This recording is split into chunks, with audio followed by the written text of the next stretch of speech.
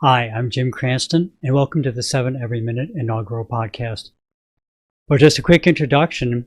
I said I'm Jim Cranston. I was born right in the middle of the baby boomer generation, born in 1954.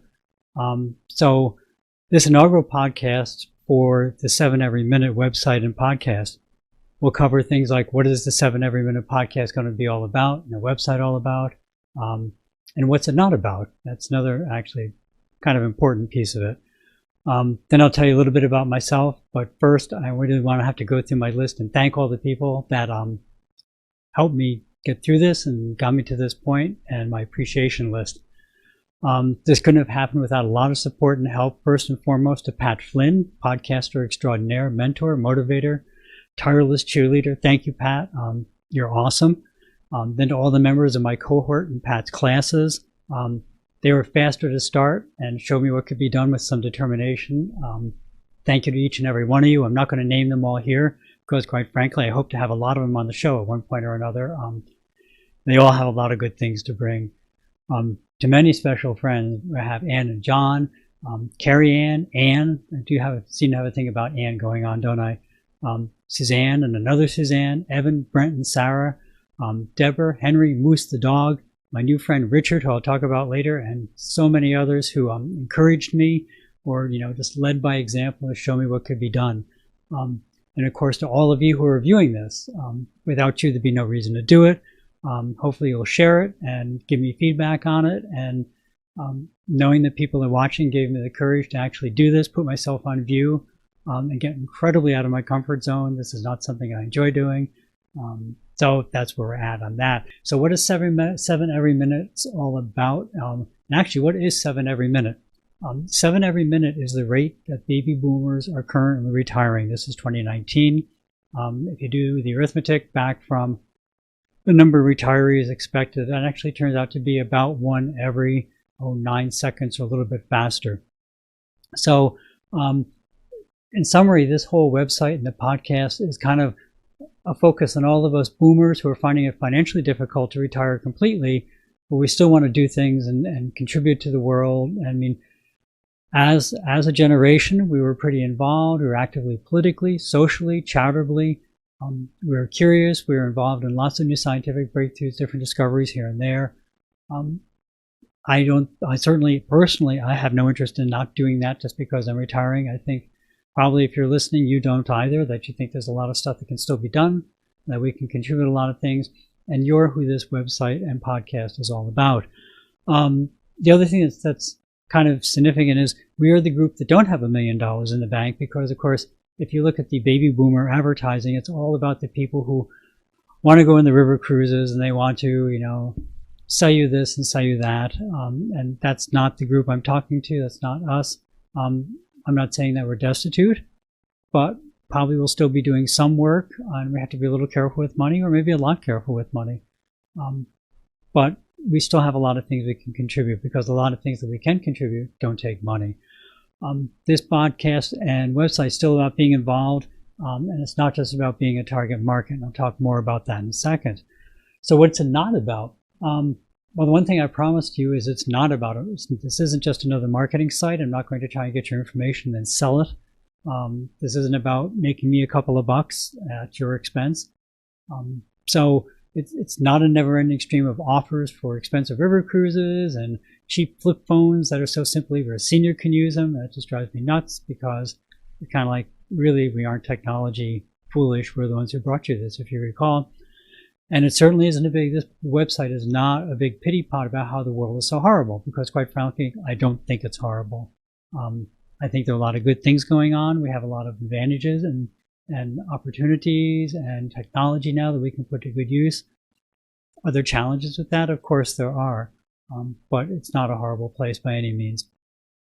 And I won't have offers to retire to faraway places for $1,200 a month with fresh fruit and cheap health care and all of that. Now I'll be coming back to that. There's even magazines on the topic, and I subscribed to one and read through the articles and everything.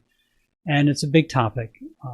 It has a lot of appeal, and I'm going to try and get some people on the show who have done it and speak specifically about retiring overseas. There's some good aspects to it. There's some interesting aspects to it. and I think it deserves some real consideration. I'm not saying that you shouldn't do it, but I think you should go into it with your eyes wide open. So there's lots of things that this website is not about. So what are we going to cover? Well, ways to make a little bit of money, maybe a lot of money. I'm using skills that you already have or skills that you can learn. Things like learning to do a little bit on the internet. I'll talk more about that in a second. Things like just going out and using the skills you have and kind of the job you have and going and trying to push them into a different area. So maybe you were really good at math and you can't be a math teacher anymore, but maybe you can go tutor math for disadvantaged kids, or maybe barter with somebody. So there's lots of opportunities around if you open your horizons a little bit and finding that out more and more. We'll talk about ways to meet people in fulfilling and interesting ways.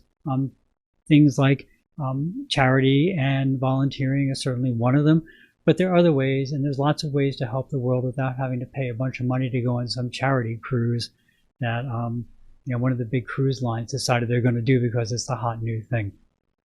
We'll talk about ways to tour a little bit without breaking the bank, and certainly within the United States, North America, that includes Canada and Mexico, but even to places like Europe and South America.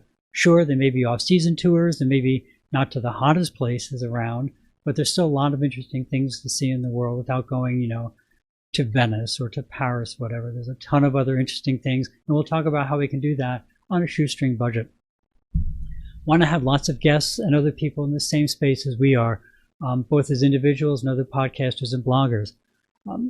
There's a lot of people who are in the same situation where it's not that we're destitute by any means, but it's not that we're rolling in money. But you look at some of these people and they're doing an awful lot of interesting things. They have a lot of good stories to tell of things that they've done. They have interesting people that they've met. So how are they doing it? That's why we want to have them on the show, so they can explain how they've done all this stuff. We'll probably have question and answer shows. I haven't quite decided on the format yet. Might be you send your questions in early so we can answer them with answers. Might be we do it off the cuff, and if we can answer it right there, then we'll come back and answer it in the future. I just realized I apologize. I am from New York State. We tend to speak quickly. I will try and speak more slowly and enunciate. And it's actually kind of funny because I'm studying Spanish right now, yet again.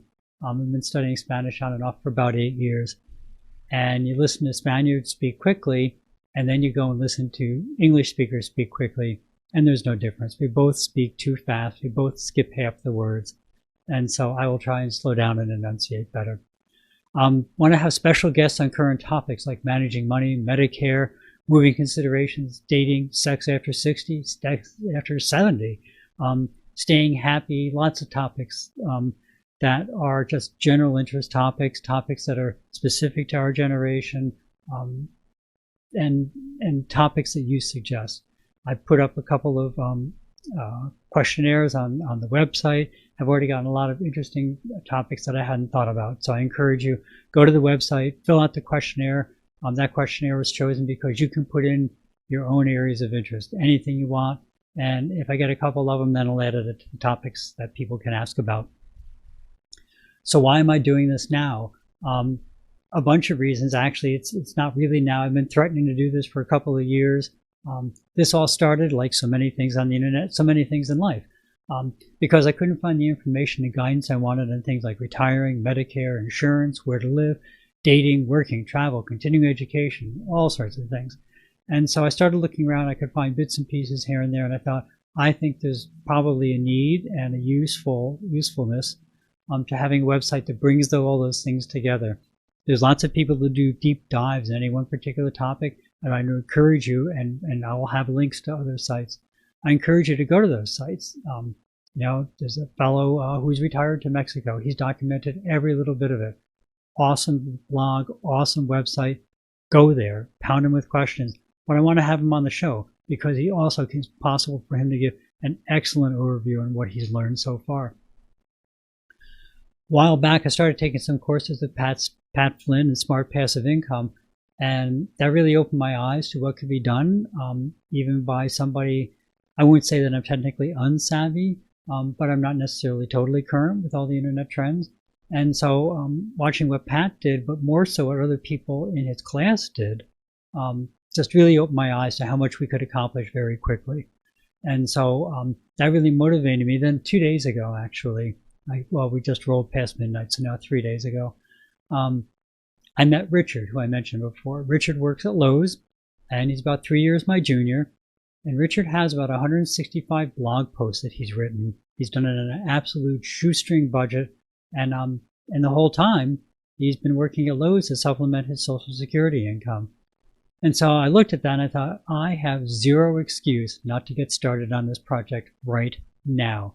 So this is to you, Richard. Thank you for that. Thank you for making me realize the only thing stopping me was me. There's absolutely no reason not to do this first podcast. I'm doing it. We're going to do it together.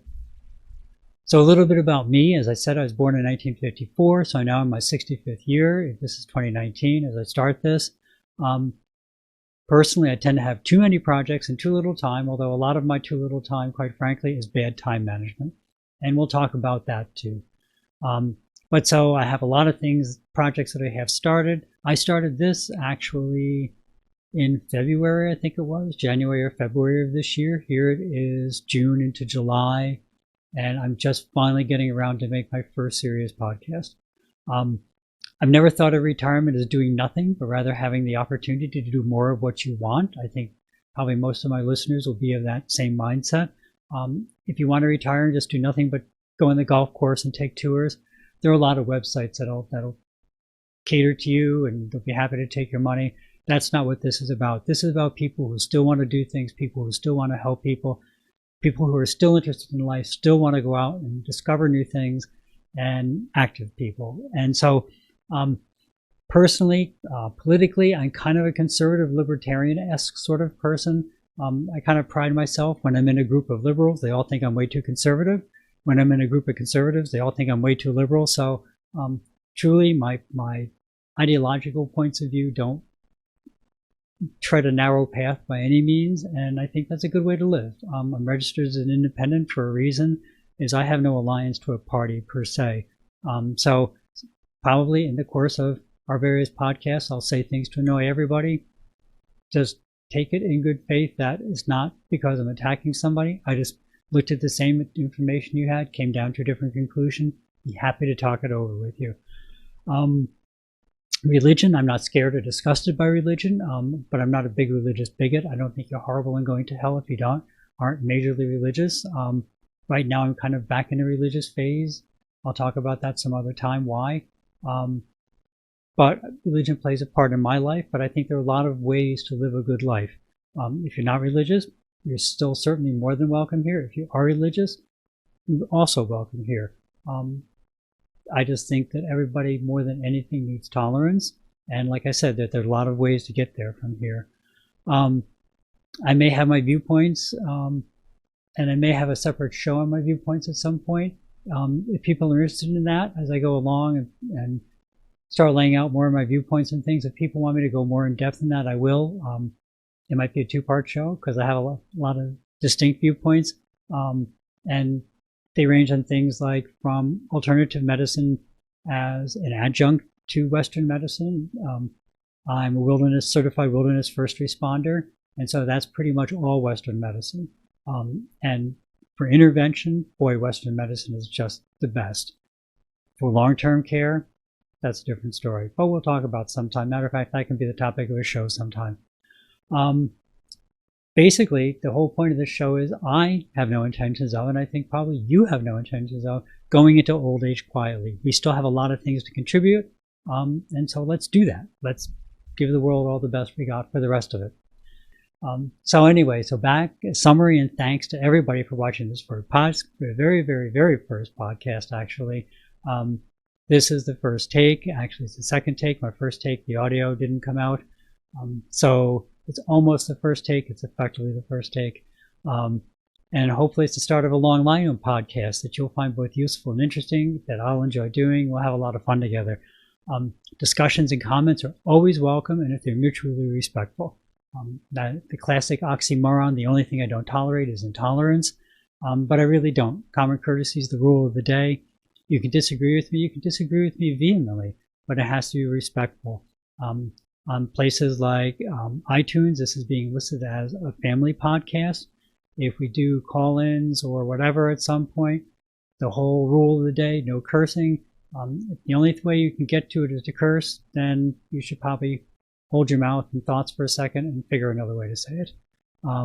But it goes back to respect. Some people are offended by it. You can express your opinions pretty well without using it, so we might as well just do that.